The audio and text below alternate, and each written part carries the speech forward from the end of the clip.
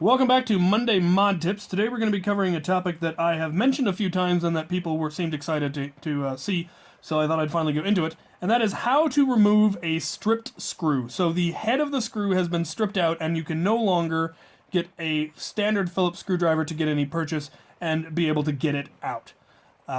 This is something I have encountered a number of times, and it's very frustrating, and I finally developed a number of techniques that have yet to fail. So hopefully one of these will help you if you're having a similar problem. The first one is really just a matter of technique on using a screwdriver to get the screws out in the first place. I very much recommend not trying to use any kind of an electric screwdriver or a drill the very first time you take a blaster apart, because the screws actually tapped the holes themselves when they first went in, so it's very, very tight.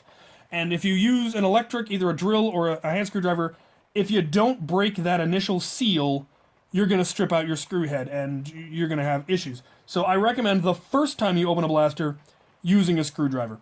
And one of the issues is that Nerf does not have standardized screws yet. They're fairly close, but you'll find different size screws on the same blaster. You'll find different size screws between one blaster and another, even in the same line sometimes. And the screws holes themselves are not standardized. So this is my favorite screwdriver for doing Nerf work with, and it is a number 1 Phillips head screwdriver, and it will fit beautifully in most N-Strike blasters and most of the Rebel blasters and most blasters in general, but every once in a while I find one where it simply will not fit at all. The Strife, for instance. This will not fit in most of the Strife screw holes, which is very annoying. And I have to go down to the number 0, which, unfortunately, this one, and I should probably shop around and find some better ones, this one is a little bit too small and it doesn't like to catch. And so if I'm not really careful, I will strip out screws. So, step 1, of course, avoid doing that. And to avoid stripping out the screws, you need to make sure it's in the cross, push down really, really hard, and to break that initial seal, give it a sharp twist, just about a quarter of a twist, and you'll hear it pop. You'll hear a snap, and that is that seal coming loose. And then you're free to be a little more relaxed about it. And at that point, you can switch to, an electric screwdriver or drill. But I recommend going through the whole blaster and popping that seal on every screw first. Once you've opened it up once, you generally don't have to worry about that seal in the future. So you can then just go straight to using a drill. But again, make sure you've got lots of pressure on it, because depending on how tight you put it in, it could take a lot of force to get it to come loose again. I also do not recommend putting screws back in using an electric screwdriver, because, 1, it increases the risk of cross-threading and eventually chewing up the screw post, and then it won't catch anymore. And if you go too far, if you don't stop in time, and your drill doesn't if you're using a drill that's got a clutch, that can help. But if you're just using an electric screwdriver, you can go too far and then you'll strip out your head. Or you'll strip it out just a little bit, and each time you do it, you'll strip it out some more, and eventually it won't come out for you. And then you'll be in the position that we are with this screw. I don't know how well you can see it, but it is completely stripped out, pretty much. And so how do you deal with that? I have 3 techniques. The first is basically the same as breaking the seal. You're going to apply an extreme amount of pressure, really, really hard, and short little twists. Push down as hard as you can, push and twist, and sometimes you will manage to get enough purchase to get it loose. And in this case, I am not. It has been completely rounded, and I'm just never going to get any purchase with this screwdriver. You can then try it with a smaller one that's a little bit more pointed, and hope that maybe you can get it to get some purchase. But in this case, once again, no. The Phillips is simply not going to be able to get that out. The next option, and this wouldn't actually usually be my next step, but it's something you're more likely to have, is a very small flathead screwdriver, which, if you have a precision screwdriver set, you're quite likely to have at least one of these in the set. And you're going to need one where the blade is smaller than the stripped out area. So it's actually going down inside the hole, and the 2 points on either side of the blade are digging into the walls of the concave stripped out section. And that will usually, with enough pressure, create its own little groove. And sure enough, we are now able to get the screw out.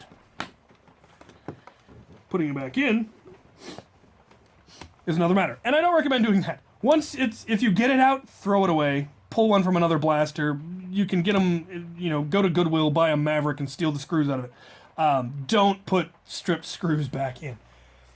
The best technique that I have found, and unfortunately the tool that I have won't work everywhere, but the next one that I would go to if that doesn't work is a star head bit. This one is a T9 star head, and it has 6 little sharp teeth. And this one is small enough that, again, it will fit into the hole of the stripped out area, and with those 6 teeth, it very easily gets enough. You don't even have to apply a lot of pressure. It very easily gets enough purchase to get that out. And it's very, very nice.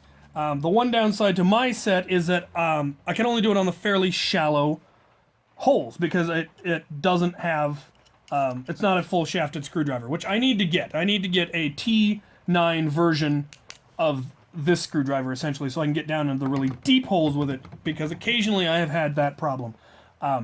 So, there you have it.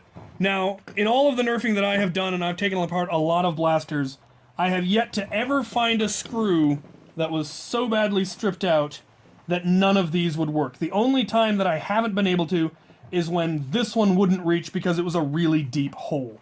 But other than that, one of these has always succeeded. Either by just using a lot of pressure, using a flathead, or using the star head, I have been able to remove any screw I have ever come across.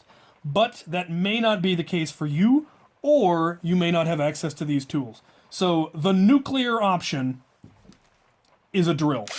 You can just drill the head of the screw off. The downside is, of course, you will lose the use of that screw hole, because you're gonna then have the shaft of the screw, the threaded part, is gonna be stuck in the post, and you're not gonna be able to put in a replacement screw. Now, you might get lucky, and when you actually manage to drill the head all the way off, there will still be enough of the shaft sticking out when you get the shell apart that you'll be able to get a pair of vice grips or pliers and be able to thread it out. But if that's not the case, yeah, that post is going to be toast, and you're going to have to come up with something else. You can try, you're just not going to be able to drill it out all the way, and if you do, then the hole's going to be too big for any screw. So that is, like I said, the last-ditch nuclear option. If nothing else has worked, you can just drill it out. So, there you have it. That is my process, my techniques for getting out stripped screw heads. I have heard of others that I've never tried. Supposedly, if you put a bit of rubber band over the top of the screw and push down, it will create enough of a seal sometimes that you'll be able to get it out.